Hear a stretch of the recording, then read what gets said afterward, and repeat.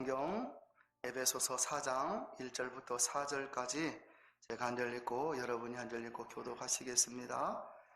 신약 성경 313페이지 정도 되겠습니다.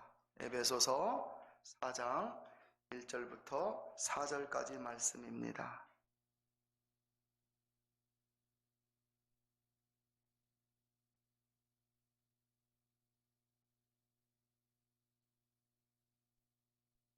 그러므로 주 안에서 갇힌 내가 너희를 권하노니 너희가 부르심을 입은 부름에 합당하게 행하여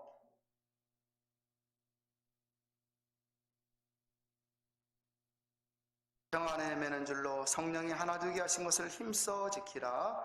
몸이 하나이요 성령이 하나이니 이와 같이 너희가 부르심의 한 소망 안에서 부르심을 입었느니라. 아멘.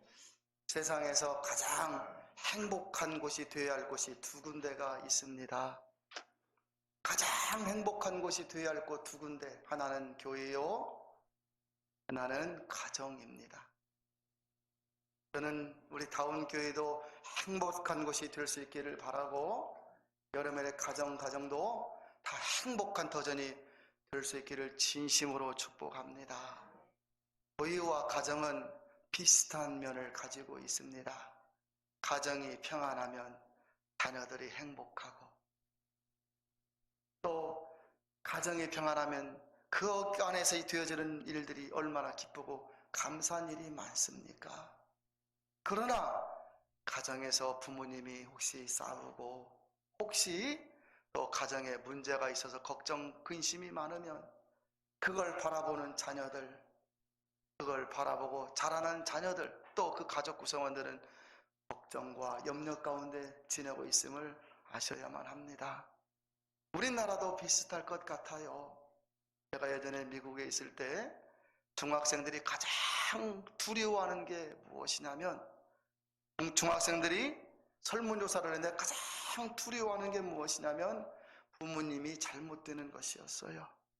왜 잘못되냐면 내가 부모님에게 도움을 받고 공부를 하고 커야 되는데 가장 중요한 때, 그 예민하고 그럴 때 부모님에게 도움을 받지 못하고 그 가정의 사랑을, 행복을 누리지 못한다면 커서요 온전하게 될 확률이 적기 때문에 그 아이들이 가장 걱정하는 게 바로 부모님이 잘못되는 것이라고 이렇게 설문조사한 것을 읽어본 적이 있습니다.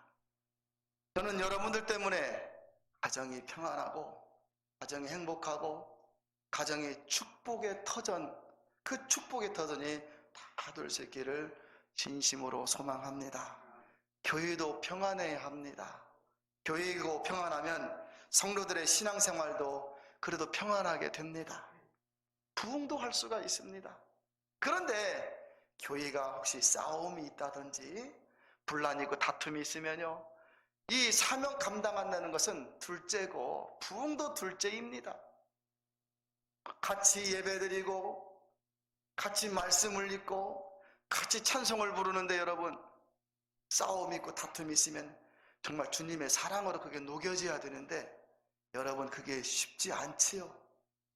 만약에 그 쉽다면 싸움하는 곳이 어디에 있겠습니까? 그러나 교회가 평안하면, 교회가 큰일이 없으면 일단 신앙생활하는 여러분들은 또 신앙생활이 기쁨의 터전이 되는 것이고 여러분 영혼의 행복의 터전이 되는 것입니다. 평안하기 위하여서 가정이나 직장이나 구성원들의, 교회나 구성원들의 책임이 정말 중요한데요, 교회는, 이 교회 공동체는 여러분들이 어떻게 처신하느냐, 어떻게 사느냐에 달려있는 거예요. 가정도 똑같지 않습니까? 가정도 여러분 부모님들이 어떻게 처신하느냐에 따라서 가정 천국을 이룰 수도 있고 아닐 수도 있음을 아셔야만 합니다. 오늘 성경 에베소서는 세상에서 성도들이 어떻게 살아야 할까? 이제 추석 연휴를 맞이하는데 여러분, 믿는 사람의 모임만 있는 게 아니잖아요. 불신자들과의 친구 아니면 이웃과의 모임도 있지 않습니까? 이런 속에서 우리는 어떻게 처신하고 살아야 됩니까? 그 방법을 오늘 가르쳐주고 있습니다. 우리가 여기 에베소서, 그 다음에 빌립보서, 골로새서, 빌레몬서 이 4개의 성경을 옥중서신이라 말을 합니다. 옥중서신. 아하, 감옥에서 뭐 했는가 보다. 예, 맞아요. 감옥에서 쓴 서신입니다. 바울이 AD 61년경에 전도하다가 잡혀 로마 감옥에 갇히게 되었어요. 그 감옥 안에서 바울은 자기가 개척했던 에베소 교회, 빌립보 교회, 골로새 교회, 이런 교회들을 걱정하면서 어떻게 하면 그런 교회들이 든든하게 설 수 있을까 염려하면서 63년까지 61년서 63년까지 이 서신을 써서 보냅니다. 몸은 비록 감옥 안에 갇혀 떨어져 있지만 자기 개척한 교회들이 든든하게 서기를 바라고 그 안에 분란이 없고 싸움이 없기를 바라는 거예요. 사람이 모이면 싸움이 있습니까? 없습니까? 있습니다. 내 주장을 주장하기에 싸움이 되는 겁니다. 나를 고집하기에 싸움이 되는 겁니다. 바울은 63년까지 옥중서신 쓰다가 잠시 풀려나게 됩니다. 그러다가 67년, 8년경에 다시 잡혀서 순교를 당하게 됩니다. 당시 초대교회는 2가지 문제를 가지고 있었습니다. 하나의 문제는 무엇이냐면 지금처럼 교회가 많은 시대가 아니잖아요. 에베소라는 도시에 딱 하나 세워진 교회가 바로 에베소 교회 하나밖에 없어. 처음으로 세워진 겁니다. 그 전에 교회 비슷한 것이 있었던 것이 아닙니다. 예수님을 믿는 복음으로 세워진 교회는 딱 하나, 에베소 교회에 딱 하나. 빌립보 교회에는 빌립보라는 도시에 빌립보 교회 하나가 세워진 거예요. 그런데 그 당시 초대교회의 문제점은 2가지 환경적인 문제가 있었는데요. 그런데 이방 사람들의 우상의 문화 속에 살던 이 도시 가운데 교회가 세워진 것이잖아요. 그러니 사람들은 교회를 바라볼 때 편견을 가지고 바라보고 저들을 핍박하고, 왜요? 어제까지는 같이 우상에게 섬겼던 사람들이 어느 날 갑자기 나는 우상을 섬기지 않겠노라, 나는 세상의 윤리를 따르지 않겠노라, 끊어버리고 나는 예수님만 믿겠노라 고백하니 여러분, 갑자기 친구 사이도 서먹서먹해지고 이웃 사이도 서먹서먹해지니 그 문제가 하나 있었습니다. 2번째 문제는 그 당시 초대교회 안에는 2 부류의 사람들이 있었는데, 하나는 유태인 그리스도인. 유태인 그리스도인은 뭐냐면, 유태인은 유일신 하나님만 섬기는 구약만 믿는 사람들이 이제 예수님을 받아들이고 구주로 받아들이고 이 복음을 받아들이고 같이 교회를 이루어 신앙생활하는데, 유태인이었던 사람들, 크리스찬들이 있었고 우리 같은 이방인들이 또 구주를 받아들여. 우리는 유태인 규범과 아무 상관없습니다. 여러분, 더 하나만 말하면 우리는 할례 안 받아도 됩니다. 할례가 무엇인지 아시는 분들은 이해하실 거예요. 우리는 유월절 안 지내도 됩니다. 그런데 유태인들은 할례를 받아야 되고 유월절을 지켜야 된다고 주장을 하니 이 안에서 다툼이 일어나게 되는 거예요. 유태인들은 하나님을 조금 더 안 아는 사람들입니다. 아무것도 모르는 사람들이 나와서 예수님을 믿는 사람들과 하나님을 조금 알던 사람들이, 하나님을 아는 사람들 목소리를 더 크게 내게 하고 하나님은 이렇게 믿어야 된다 저렇게 믿어야 된다고 하니 잘 모르는 사람들은 어떻게 해야 됩니까? 바울 선생은 이렇게 하라고 그랬는데 유태인들은 이렇게 하라고 그러니 서로 부딪히게 되어서 교환에 분란이 일어나게 되었어요. 또 하나, 이방인 신자들이 이제 교회 공동체 밖에 나가서 이웃들과 살아갈 때, 불신자들로 살아갈 때 어떻게 살아야 됩니까? 불신자들과는 상종을 안 해야 됩니까? 불신자들과는 모임을 안 가져야 됩니까? 아니잖아 여러분. 그들과의 모임도 있어서 살아야 되는데 어떻게 살아야 되는지 오늘 사도 바울은 에베소서를 통하여서 그 비결을 가르쳐주고 있는 거예요. 이제 추석 연휴를 보내는 여러분, 아까도 말씀드렸지만 우리끼리만 모이면 싸울 일이 뭐가 있겠어요? 교육할 일이 뭐가 있겠어요? 그런데 불신자들 모임 혹시 가면 교회를 욕할 때도 있고 비난할 때도 있어요 여러분. 그럴 때 우리는 어떻게 처신을 해야 됩니까? 오늘 에베소서를 통하여서 바로 그 비결을 배울 수 있으면 좋겠습니다. 첫 번째는 사도 바울은 이렇게 권면합니다. 부르심에 합당하게 행하면서 살아가라고 말합니다. 그러니까 너희가 부르심을 입은 부름에 합당하게 행하여 그랬어요. 여기 너희는 누구입니까? 사도 바울이 여기서 말하는 너희는 불신자들을 말하는 게 아니라 에베소 교회 안에 있는 교회 공동체 안에 있는 사람들, 너희는 예수님을 믿는 사람, 너희는 부르심을 입은 너희는 부름에 합당하게 행하며 살아라 그러는 거예요. 너희는 예수님의 부르심을 받은 사람들의 공동체이잖아요. 주님이 여러분들을 부르셨습니다. 맞지요, 여러분? 자, 저 보십시오. 주님이 여러분들을 부르셨지요. 주님이 여러분을 부르셨는데 세 가지 이유 때문에 부르셨습니다. 세 가지 이유 때문에. 첫 번째로 이 세상에 속하여 살면서 천국을 주시려고 구원받은 백성으로 살도록 여러분을 부르셨습니다.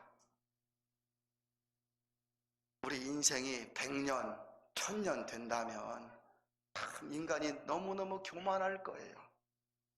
그런데 우리 인간의 수명이 모세가 말하기를 70이요 80이라 그랬고, 그 인생도 수고와 슬픔뿐이라 말을 했고, 언젠가는 앞서거니 뒤서거니 다 이 세상을 떠나야 될 우리들이지 않습니까? 우리가 이 땅이 전부라고 한다면 불신자들 말처럼 이 땅이 전부고 죽으면 아무것도 아니라고 한다면 여러분, 얼마나 우리의 인생 예배드릴 필요도 없고 주일날 무엇이라고 기억할 필요도 없습니다. 먹고 즐기며 살면 됩니다. 그러나 우리 인생은 언젠가는 마지막이 있지 않습니까? 그 마지막에 구원을 주시려고 하나님이 우리를 부르신 겁니다. 첫 번째 목적은.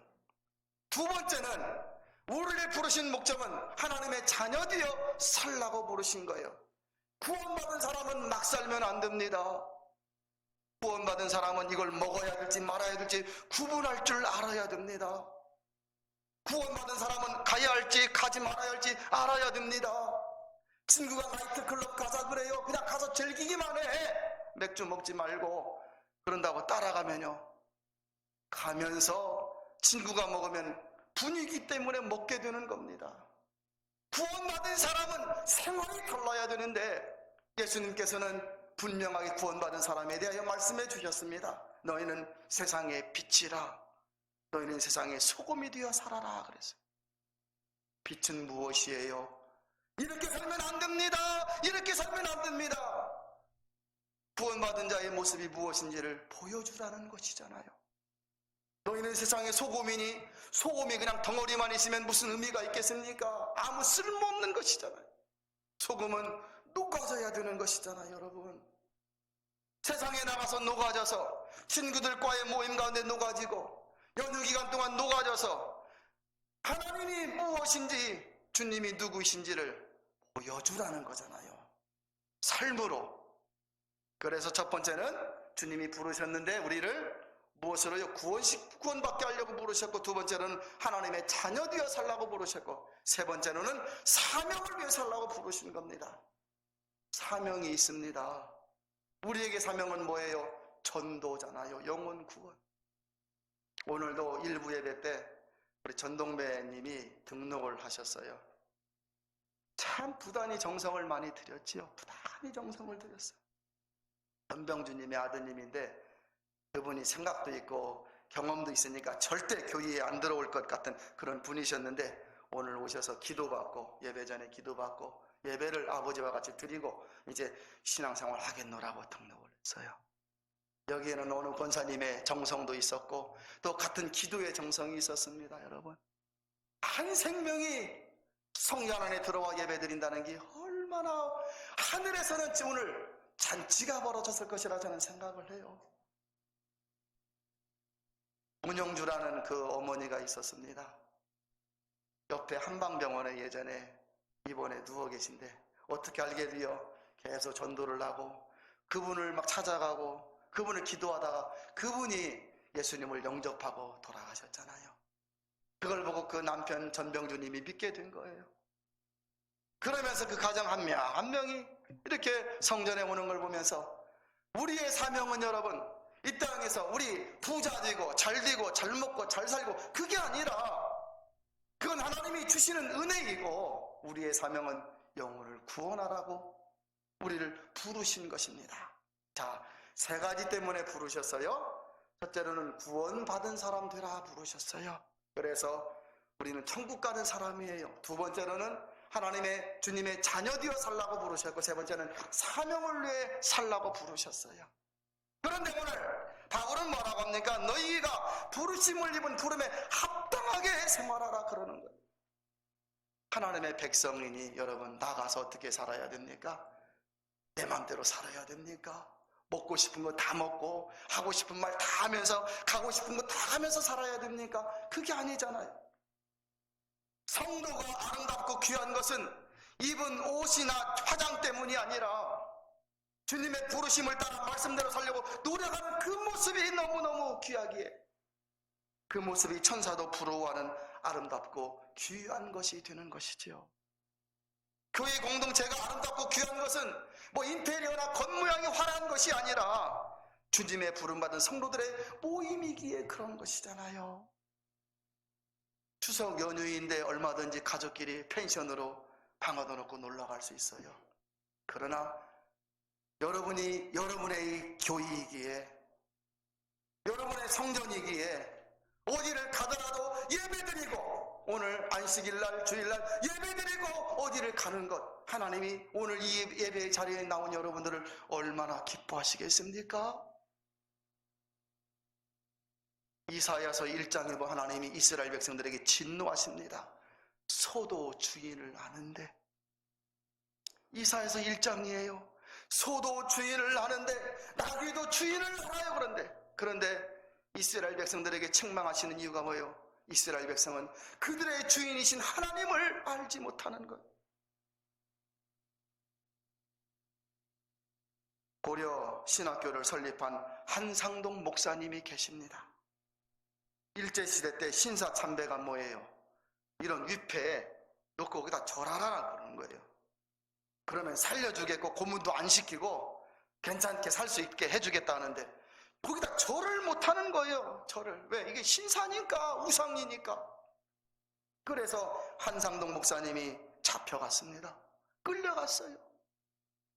취조하던 일본 경찰이 종이와 펜을 이렇게 갖다 주면서 여기다가 신사참배 못하는 이유, 신사참배를 반대하는 이유를 적어보라 그런 거예요.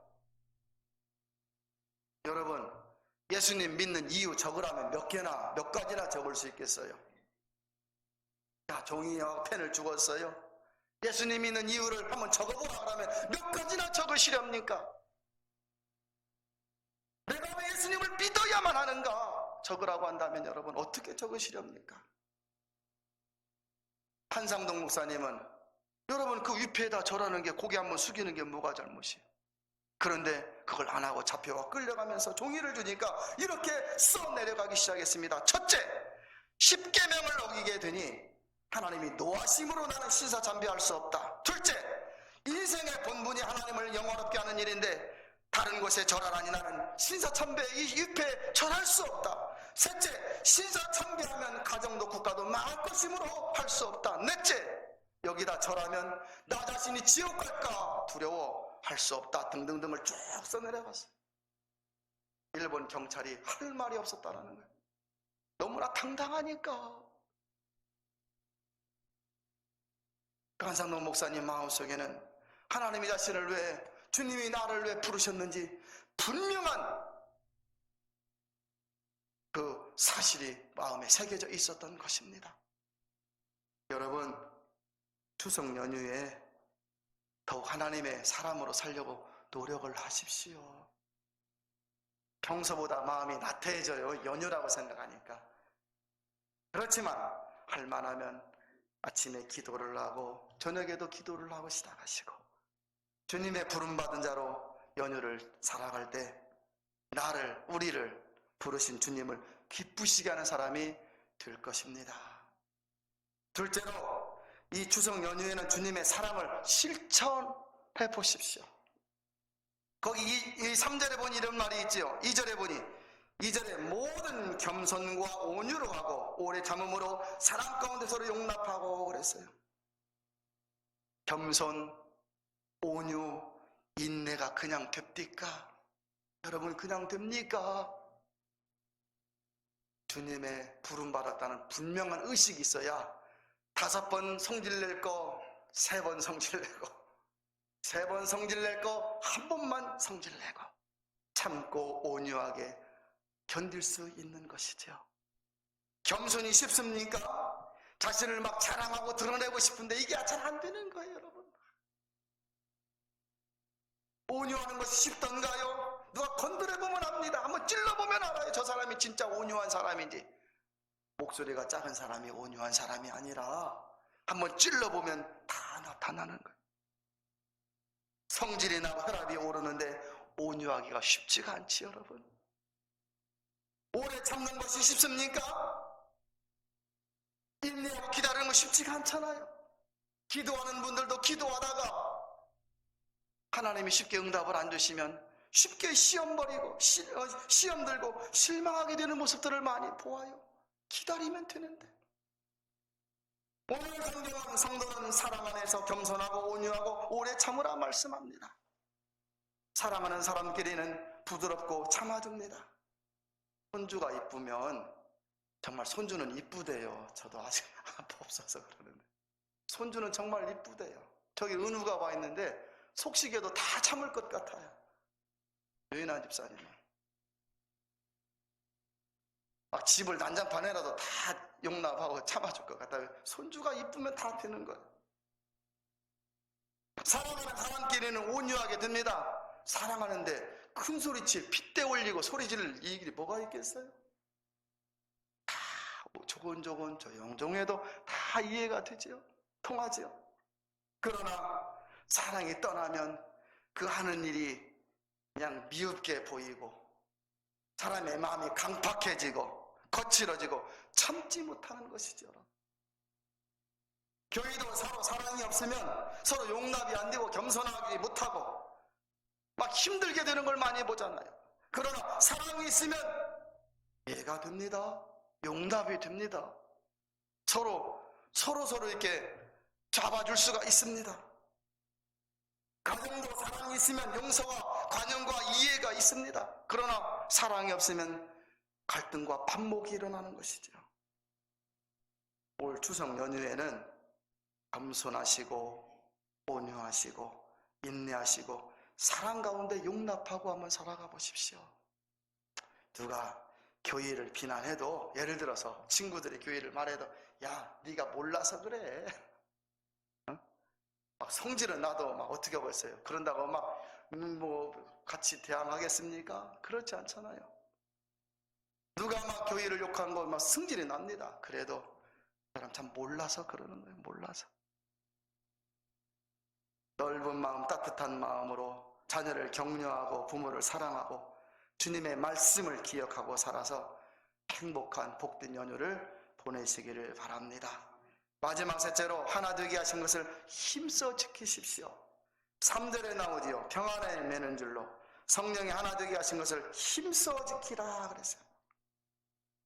하나가 된다는 건 무엇이에요? 하나가 된다는 건 분쟁이 사라졌다는 거잖아요.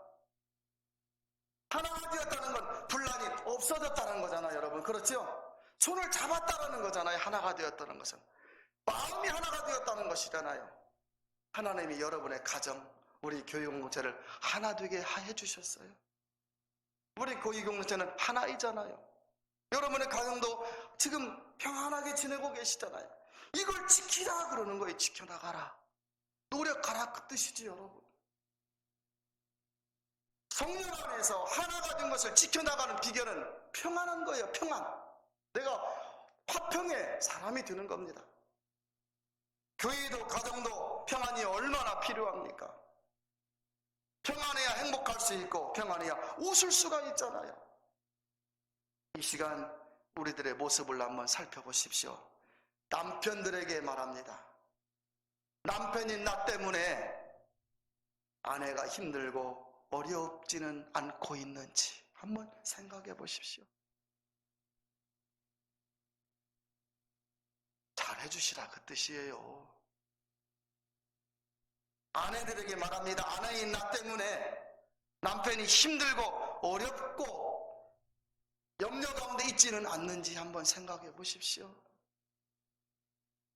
혹시 나의 잔소리, 나의 무엇 때문에 남편이 힘들고 있지는 않는지, 남편의 뭐 이것저것 때문에 아내가 힘들고 있지는 않는지, 또 하나 부모님들, 부모인 나 때문에 자녀들이 고민하고 힘들고 있지는 않는지.